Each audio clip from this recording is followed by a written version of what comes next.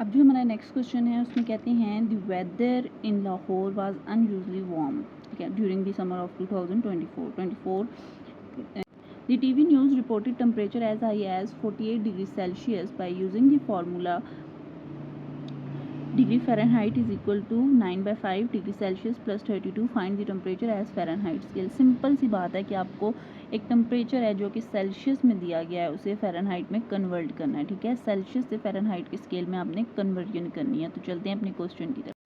अब question number 5 में जो हमें इन्होंने फार्मूला दिया हुआ है डिग्री फ़ारेनहाइट का, सबसे पहले हम वो लिखेंगे सोल्यूशन में।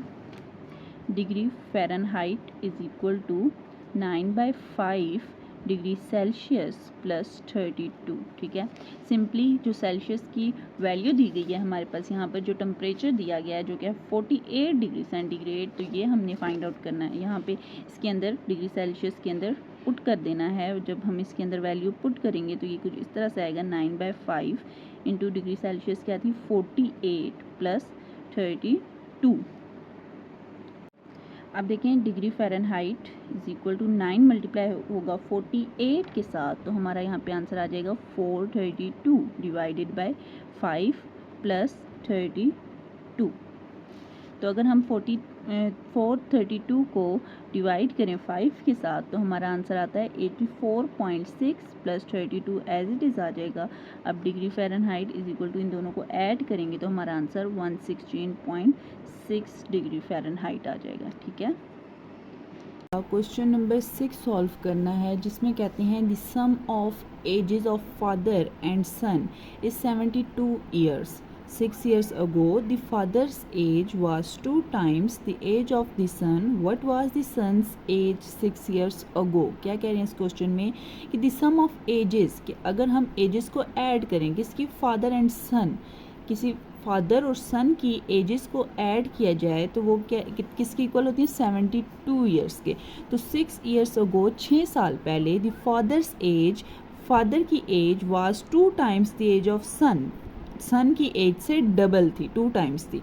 What was the son age 6 years ago, तो 6 years ago 6 साल पहले सन की क्या एज होगी वो हमने बतानी है। तो चलते हैं अपना क्वेश्चन सॉल्व करते हैं। सोल्यूशन में सबसे पहले हम क्या करेंगे, जिस तरह से क्वेश्चन में कहा हुआ है कि the father's age and son's age, ठीक है। तो हम ऐसा करते हैं कि सन्स एज को लेट कर लेते हैं, son's age is equals to x, ठीक है। लेट किया हमने कि सन्स की एज जो है वो एक्स है and father's age is equal to y, ठीक है। सन की एज को हमने x कह दिया और फादर की एज को क्या कह दिया y कह दिया। अब क्वेश्चन की कंडीशन के मुताबिक sum of ages of father and son is 72, यानी कि इन दोनों को अगर ऐड किया जाए, सन और फादर की एज को अगर ऐड किया जाए इज 72 ईयर्स, इज मतलब इज इक्वल टू 72, ठीक है, अकॉर्डिंग टू द कंडीशन।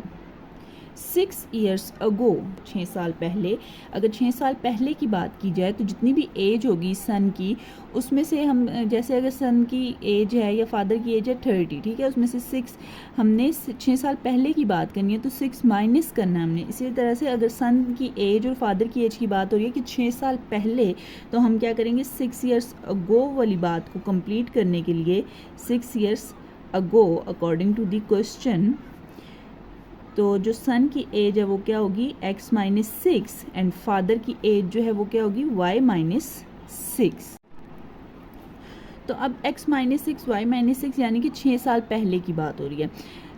तो क्वेश्चन में जिस तरह से इन्होंने कहा है the father's age was 2 times the age of the son, जी, तो क्वेश्चन के मुताबिक कहते हैं कि अगर सन की एज को डबल किया जाए, ठीक है, जो x माइनस 6 था 6 साल पहले सन की एज को डबल किया जाए तो वो इक्वल थी फादर्स एज की, यानी कि y माइनस 6 6 साल पहले जो फादर की एज थी उसके इक्वल होगी, ठीक है।